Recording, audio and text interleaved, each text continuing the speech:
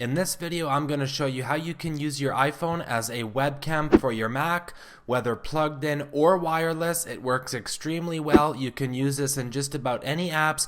And then for bonus points, I'm going to give you a couple of features to help enhance the quality of your video with a simple 2 clicks. So first, go into your settings and you can scroll up like that and search for continuity camera. Click on it and it'll bring you to this page. Make sure towards the bottom here, second option from the bottom, that continuity camera is turned on. And right here, use your iPhone as a webcam for your Mac when both devices are near each other. Make sure that your Bluetooth and Wi-Fi are turned on, that your phone is logged into the same Apple account as your Mac. And now when you go to photo booth on your Mac or maybe QuickTime and you choose a new recording, the option will come up. Now what if you're in, say, Google Chrome and you're trying to use a tool in there? You're like, well, it's not coming up in Google Chrome. Let me explain how you can fix that problem. Okay, so now I'm on a web screen recorder here. I click screen and camera, start recording, then I would now choose it. So I'm gonna allow it. And then you'll see it pops up here. Actually, let's not worry about the screen, just the camera. So this is actually, I have a little sticky. This is the built-in camera on my Mac, but we want to use the iPhone, right? So if we go down here and select to choose, it doesn't come up. Over here, it doesn't come up. So I'm now going to jump over to a post I found on Reddit on the screen that diagnoses the problem. So right here, there was somebody who posted on Reddit that they're having problem. They were trying to use it for Google Meet and it was not recognizing the phone as a continuity camera. So it looks like they got a response from Apple due to a privacy concern with unintended camera selection. Browser-based video apps.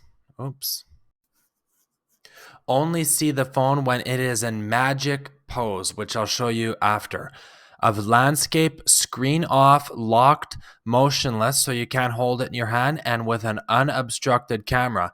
This pose is also used to trigger automatic camera selection in supporting applications such as FaceTime and Photo Booth.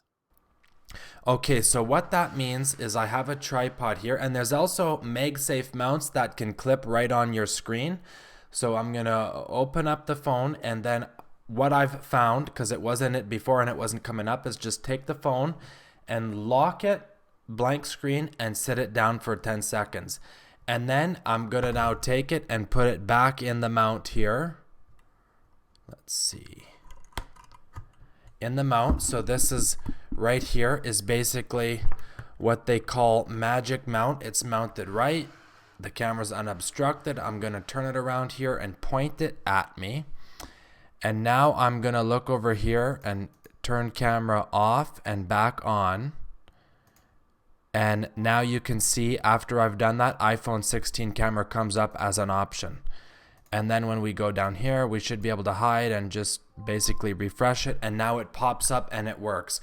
So there you go. And while I'm on the screen, let me actually show you the settings I was talking about. So in the top right corner over here, you'll see the little camera icon, which is when it's using your iPhone 16 camera. And I believe some of these settings also work. So there's center stage. Now center stage is so that if you move, it kind of moves with you, right? And then there's portrait.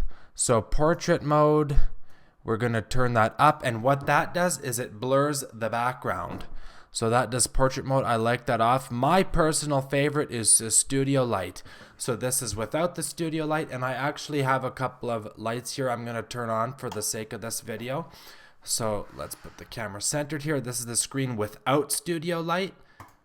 And now I just turned studio light on. So I think it just adds a really good extra little bit. And of course you can turn down the strength of that or turn it all the way up. I like it about in the middle. Now one more really cool feature is, and I'll talk about mic mode next too, reactions I think are things if you do a thumbs up, like, yeah, see, so it pops up thumbs up.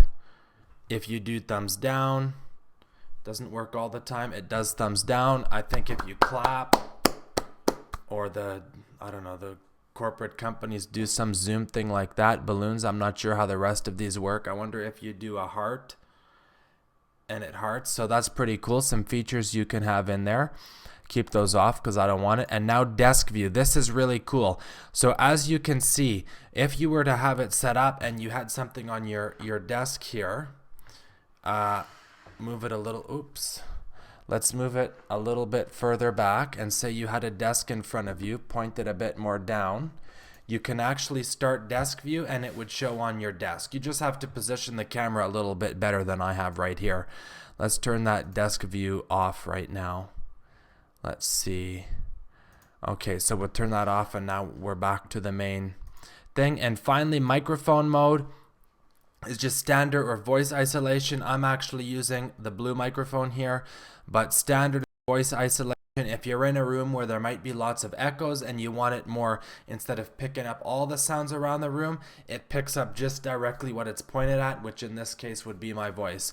So those are some of the bonus features. Thank you very much for watching the video. Click right here for a recommended video. Make sure you hit the like button or click right here to subscribe to my channel.